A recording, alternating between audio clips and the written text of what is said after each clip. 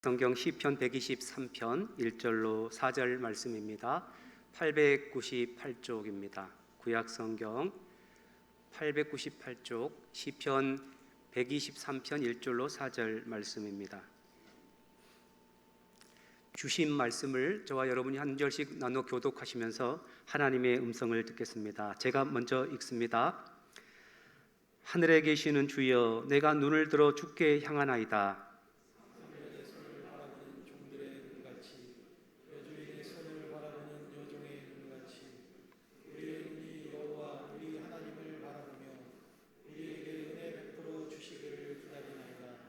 여호와여, 우리에게 은혜를 베푸시고 또 은혜를 베푸소서.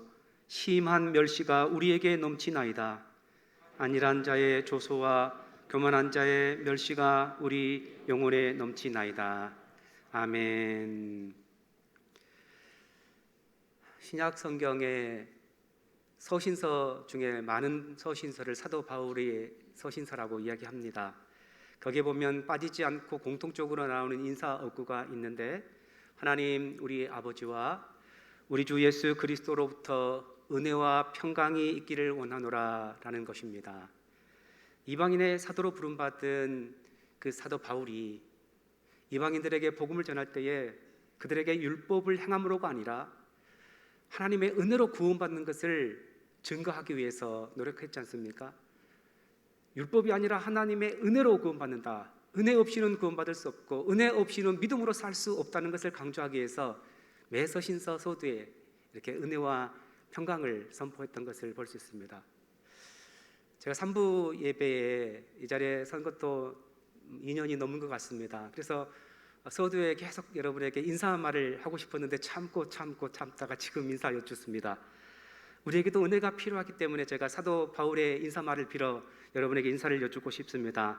하나님 우리 아버지와 주 예수 그리스도로부터 은혜와 평강이 우리 모두에게 여러분의 삶 가정에 있기를 원합니다.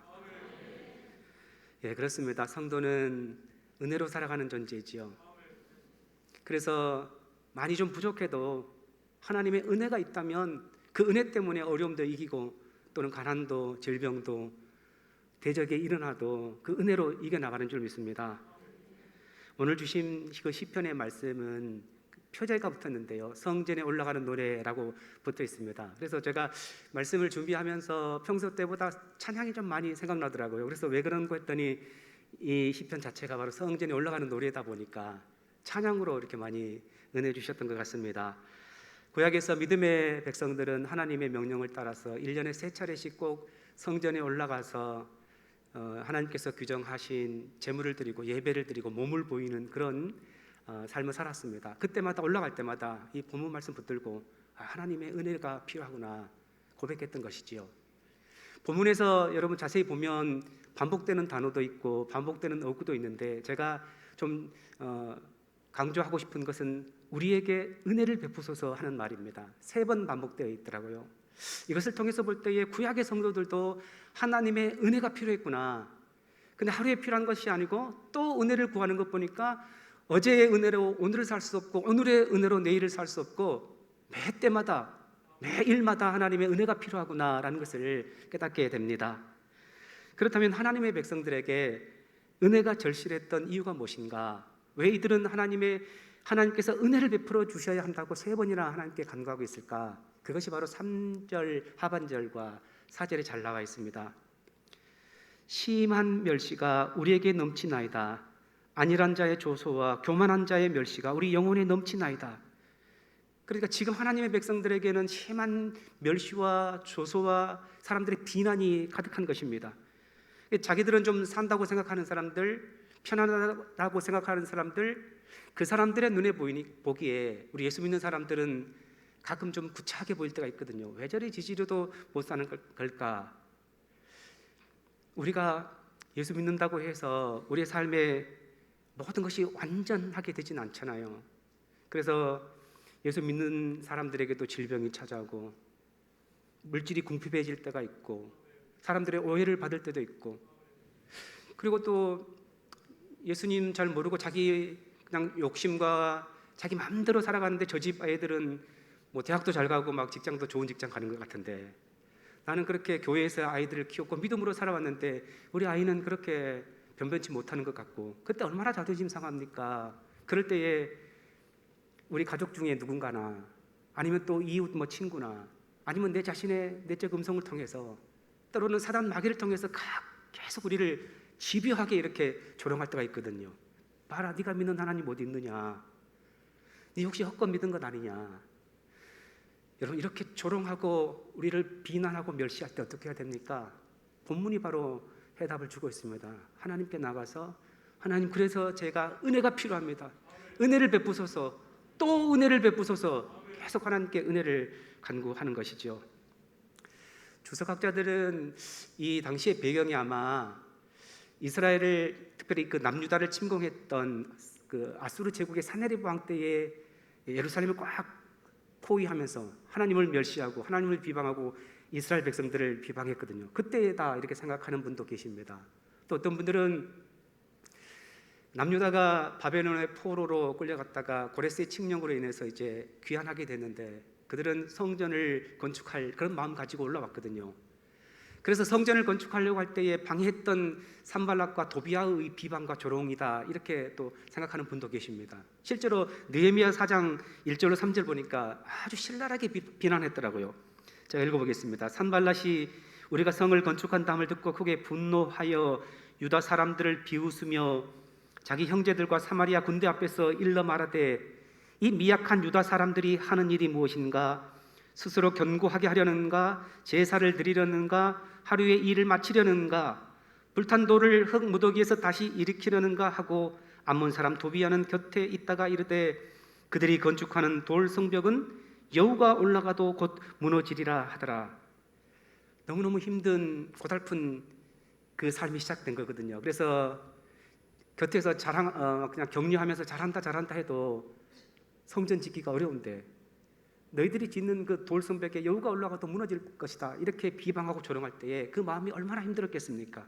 그들은 고통스러웠을 것입니다. 감당하기 힘들었을 것입니다. 그래서 그들은 고통 중에 할 수 있었던 것은 하나님께 나가서, 하나님, 이들을 보십시오. 우리를 너무 괴롭힌데 우리에게 긍휼이 필요합니다. 우리에게 은혜를 베푸소서, 또 은혜를 베푸소서 하나님께 나갔던 것이죠. 우리 삶에도 믿지 않는 세상의 조롱과 비방이 참 많습니다. 교회가 완전하지 않지 않습니까? 그래서 실수도 하고 흠도 있습니다. 그런데 그것이 마치 전부인 것처럼 대해서 특필하고, 조금만 잘못했다 하더라도 세상에 막 잘못했다고 도매급으로 넘겨버리는 것이 세상 언론이고 세상의 시선입니다.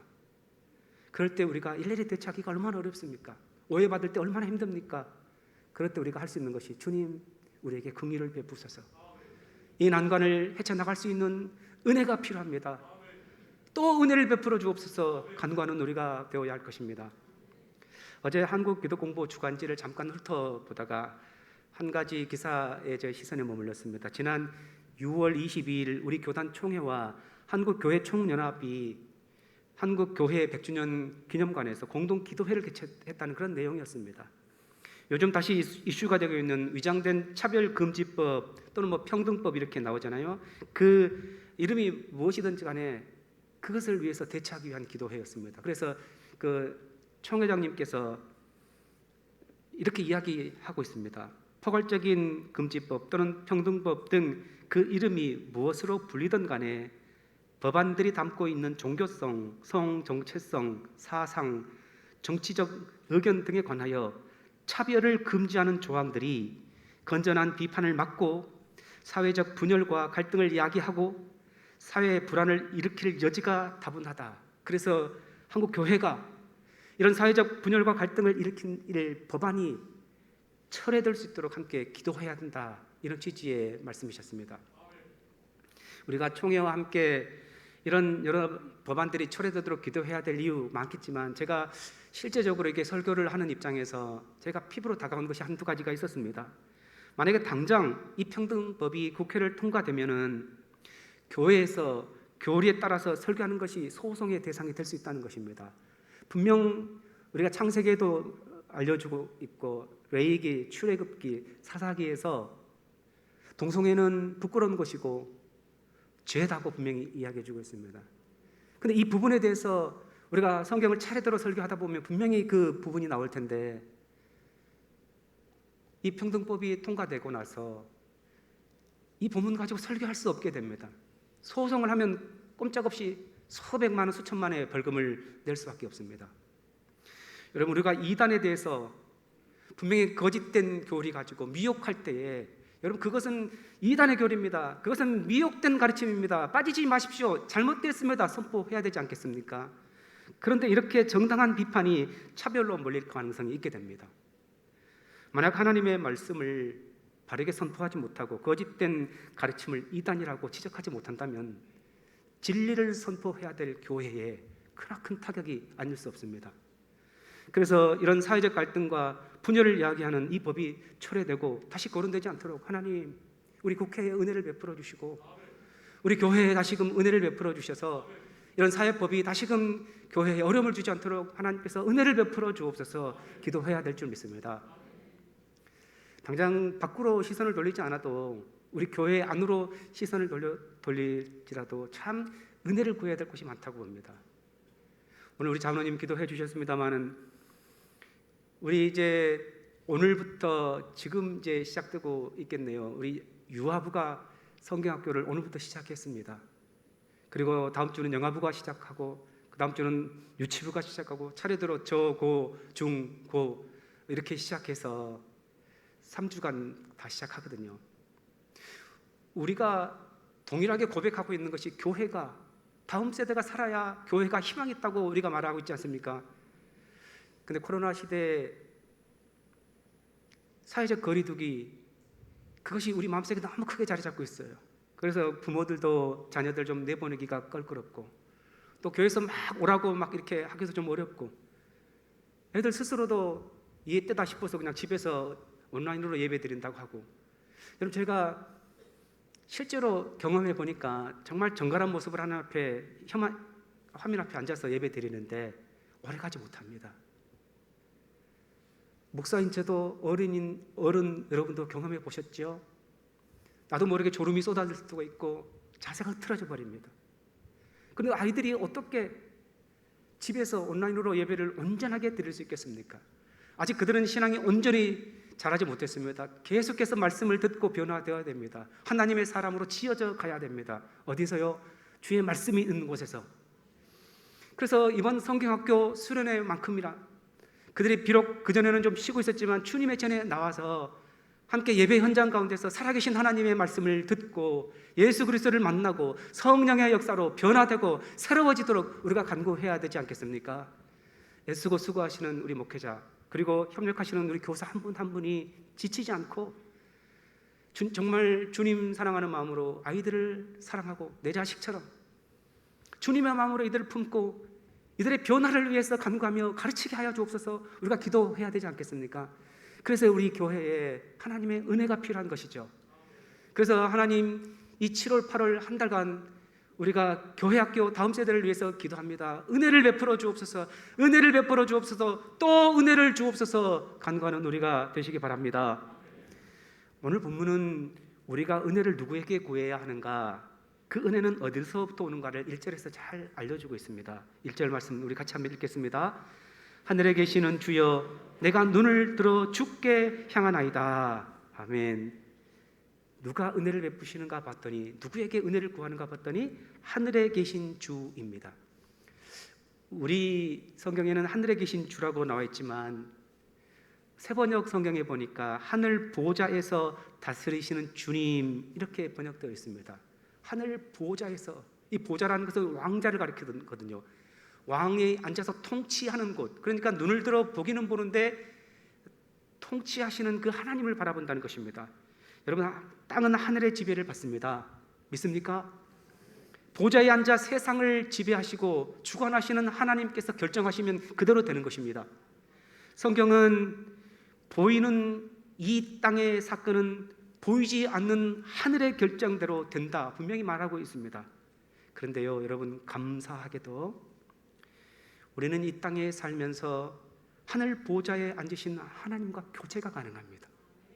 우리는 이 땅에서 유한한 존재로 살지만 무한하신 그 하나님, 능력이 한이 없으신 그 하나님께 우리가 간구할 수 있고 요청 드릴 수 있고 우리의 의견을 여쭐 수도 있습니다. 우리의 형편을 탄원 드릴 수도 있습니다.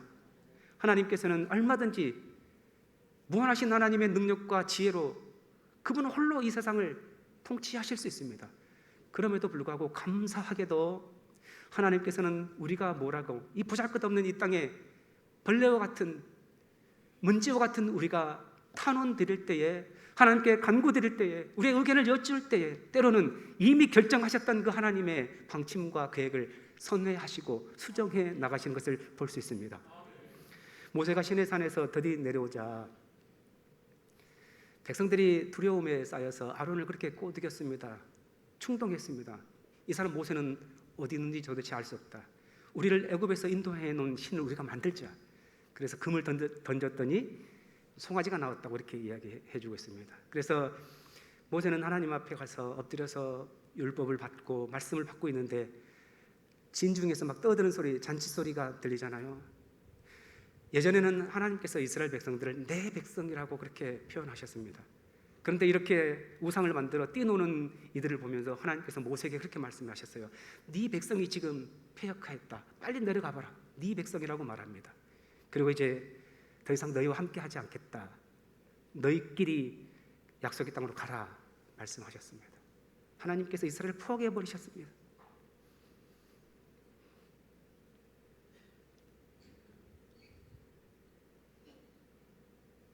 하지만 모세는 하나님께 엎드렸습니다. 하나님은 노하기를 더디하시는 분이지 않습니까? 하나님은 자비로우신 분 아니십니까? 하나님이 이 백성 인도하셨지 않습니까? 도와주십시오.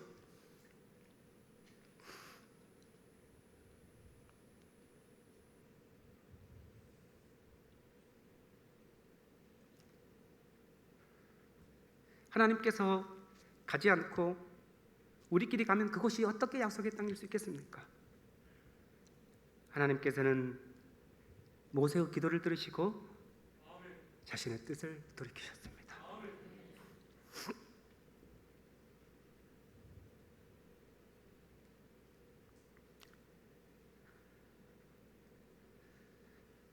하나님께서는 히스기야가 죽을 것이라고 이사야 선지자에게 통보하셨습니다. 이제 내 주변을 정리하라. 히스기야가 이 말을 듣고 너무너무 마음이 아프고 슬펐죠. 그래서 통곡하면서 벽을 향하여 하나님 앞에 하나님 은혜를 베풀어 주옵소서, 긍휼을 베풀어 주옵소서. 하나님께서는 이미 히스기야를 죽이시기로 숨을 거두시기로 계획하시고 작정하셨죠. 그럼에도 불구하고 인간 히스기야가 벽을 향하여 통곡할 때에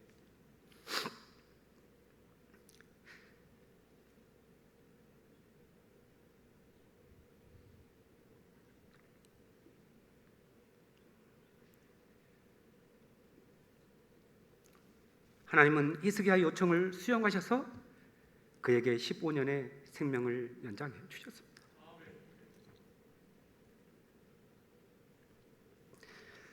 우리 하나님은 보호자에서 이 세상을 얼마든지 자기 주권으로 통치하실 수 있지만 이렇게 약하고 이렇게 힘없는 우리들이 간구하고 여쭐 때에 적극적으로 우리의 의견을 수용하셔서 때로는 얼마든지 하나님의 뜻을 계획해 나가시는 은혜로우신 하나님이십니다.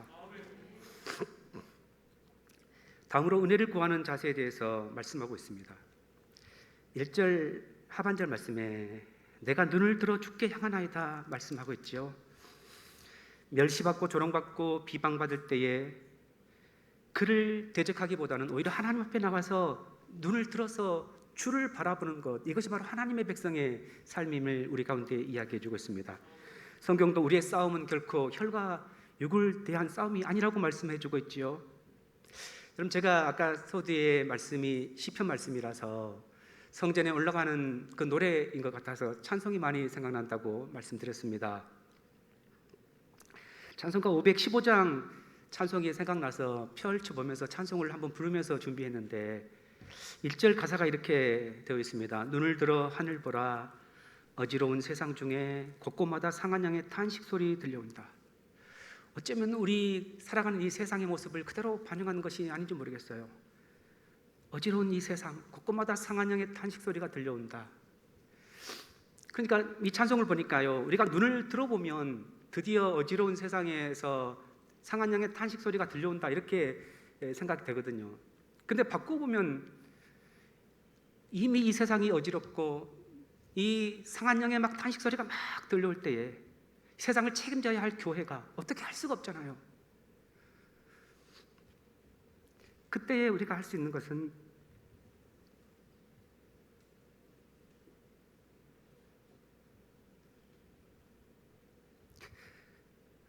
여러분, 눈을 들어 하늘을 바라볼 때에 그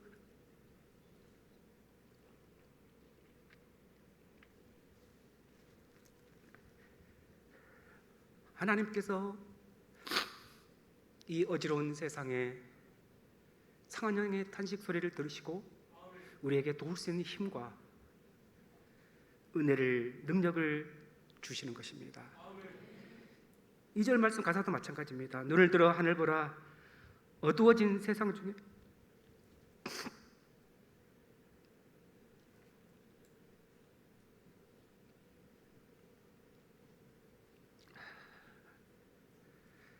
외치는 자만큼만은 생명수는 말랐어라. 세상이 어두워졌습니다. 생명수가 말라져 버렸습니다. 어떻게 해야 합니까? 믿음의 성도들이 눈을 들어서 살아계신 하나님 보좌 앞에 이 어두워진 형편, 말라버린 생명수 있는 세상을 알려드려야죠. 그럴 때 하나님께서 은혜를 베풀어 주셔서 이 어두운 세상을 우리를 통하여 빛을 비출 힘을 허락해 주시고 우리가 가는 곳마다 생명수가 쏟아지는 역사가 있게 해 주시는 것이죠. 여러분, 하늘은 땅을 지배합니다.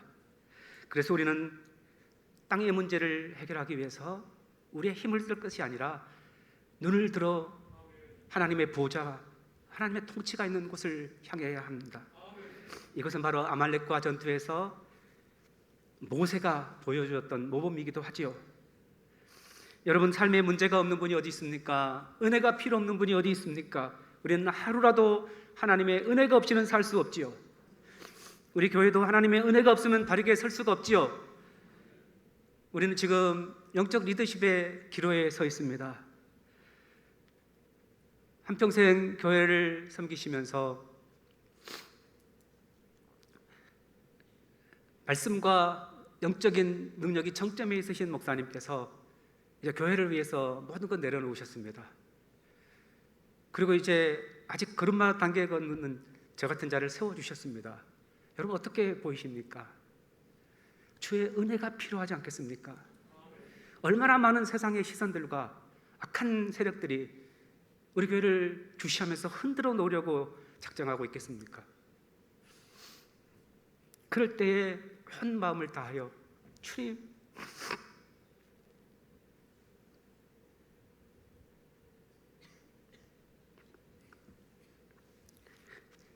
우리가 하나님의 은혜를 구할 때에 하나님께서 친히 주인 되어 주셔서 든든하게 세워주실 줄 믿습니다. 예루살렘 초대교회 7 일꾼 중에 스데반이라는 일꾼이 있었습니다. 그가 유대인들과 논쟁이 붙어서 회당에서 논쟁이 붙었는데 이제 그것이 확산돼서 공회 앞에까지 끌려가게 됐습니다. 거기서 유대인들의 조상들의 이런 폐역한 것을 지적하다가 결국 돌에 맞게 됐습니다.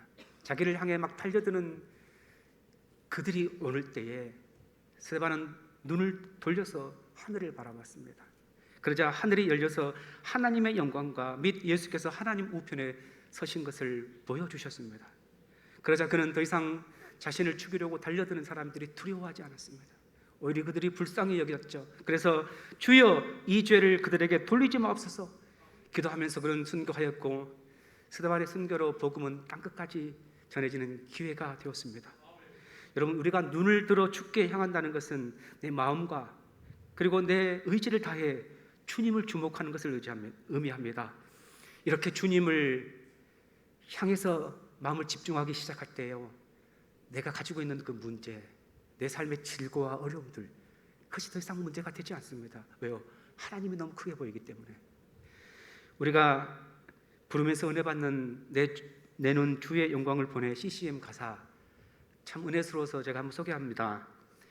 내 눈 주의 영광을 보내. 우리 가운데 계신 주님, 그 빛난 영광 온 하늘 덮고 그 찬송 온 땅 가득해. 내 눈 주의 영광을 보내. 찬송 가운데 서신 주님, 주님의 얼굴은 온 세상 향하네. 권능의 팔을 드셨네. 주의 영광 이곳에 가득해. 우리 선에 주님과 함께 찬양하며 우리는 전진하리. 모든 열방 주 볼 때까지. 우리에게 맡겨주신 가정, 직장, 또 각 부서, 사업장, 그리고 우리 교회, 여러분 생각할 때 내 힘으로 감당하지 못할 것 같은 두려움이 있기도 하지 않아요? 어렵잖아요. 그때마다 우리가 찬양하며 전진할 수 있는 이유가 되는 것은 우리가 눈을 들어 주의 영광을 볼 때입니다. 주님은 이 모든 것을 우리에게 혼자 짊어지고 가도록 내버려 두지 아니하시고 주님께서 그 빛난 영광 온 하늘을 둘러 비추고 계십니다. 주님의 얼굴이 온 세상을 향하여 있고 주님께서 권능의 팔을 펴서 내 가정, 내 직장, 내 사업, 그리고 우리 교회를 품고 계시는 거죠. 이런 주님의 영광을 바라볼 때에, 주님의 임재와 주님의 함께하심을 바라볼 때에 주님 할 수 있습니다. 저 혼자 쓸쓸하게 걸어가는 길인 줄 알았는데 주님의 영광으로 둘러 진치시고 하나님께서 함께하시니 제가 할 수 있습니다. 일어나는 것이지요. 우리가 이렇게 자신의 현실적인 문제에서 눈을 돌려서 이제 하늘을 향해 주님을 바라보아야 됩니다. 그리고 눈을 하나님의 손에 고정해야 합니다. 그래서 2절은 이렇게 말씀합니다. 우리 다 같이 2절 말씀을 같이 읽겠습니다. 상전의 손을 바라보는 종들의 눈같이, 여주인의 손을 바라보는 여종의 눈같이 우리의 눈이 여호와 우리 하나님을 바라보며 우리에게 은혜 베풀어 주시기를 기다리나이다. 아멘. 종의 눈은 상전의 손에 고정되어 있습니다. 언제든지 상전이 뭐를 시키면, 손으로 까딱까딱하면 종들은 바로 뛰어가서 자신이 해야 될 일을 수행해야 했습니다. 여종도 마찬가지였습니다. 여주인이 부엌에서 안방에서 손짓만 해도 뛰어가서 주목하고 있다가 자기가 해야 될 일을 수행하지 않으면 큰 문책을 당할 수 있었기 때문에 그렇습니다. 오늘 하나님께서는 하나님의 은혜를 간구하는 우리의 그 관계가 바로 상전의 손을 주목하는 이 종의 자세를 가져야 된다고 말씀하고 있습니다. 제가 이 말씀이 잘 이해가 되지 않아서 왜 하필이면 종입니까? 하나님은 은혜스러우신 분이잖아요. 아들처럼 그냥 편하게 우리 가운데 약속해 주시지 왜 하필이면 종이 경직된 자세로 상전이 말하는 것을 이렇게 들어야 되는 그런 모습으로 있어야 됩니까? 라는 마음으로 말씀을 묵상하는데 그런 은혜가 왔습니다. 여러분, 상전이 종에게 일을 시킵니다. 반드시 시킵니다. 여주인이 여종에게 하루에도 몇 번씩이나 일을 주거든요. 우리가 하나님께 간구하고 나서 이 종처럼 하나님의 손을 주목한다는 것은 하나님께서 반드시 응답하신다는 의미입니다. 여러분, 우리가 기도하고 나서 우리는 잃어버릴 때가 얼마나 많습니까? 그러나 하나님께서는 반드시 우리가 기도하는 것에 응답하시는 분이십니다. 그래서 응답이 왔음에도 불구하고 우리가 주목하지 못할 때에 그 응답을 깨닫지 못하고 흘려보내지 말도록 주목하라고 말씀하고 있습니다.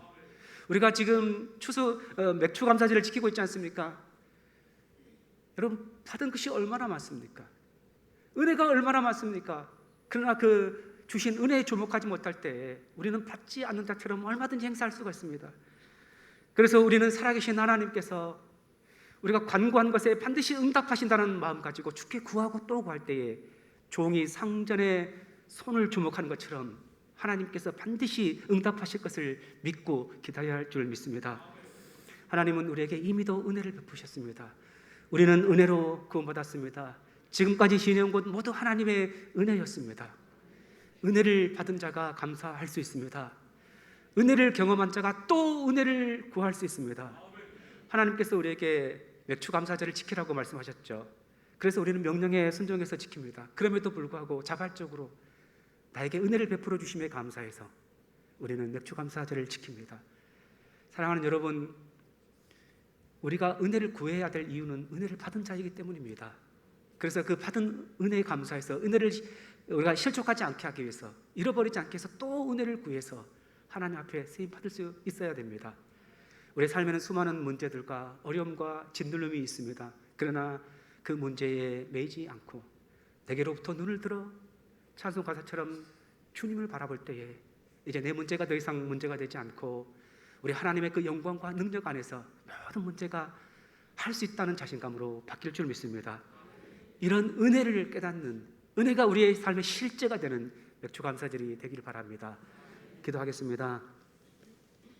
하나님, 우리에게 은혜를 주셔서 감사합니다.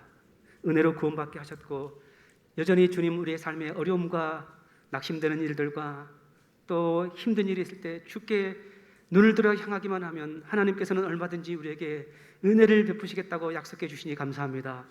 주님, 은혜가 우리의 삶에 넘치게 하여 주시고 주님의 능력으로 넉넉히 우리에게 맡겨주신 사명 잘 감당하는 우리 되게 하여 주옵소서.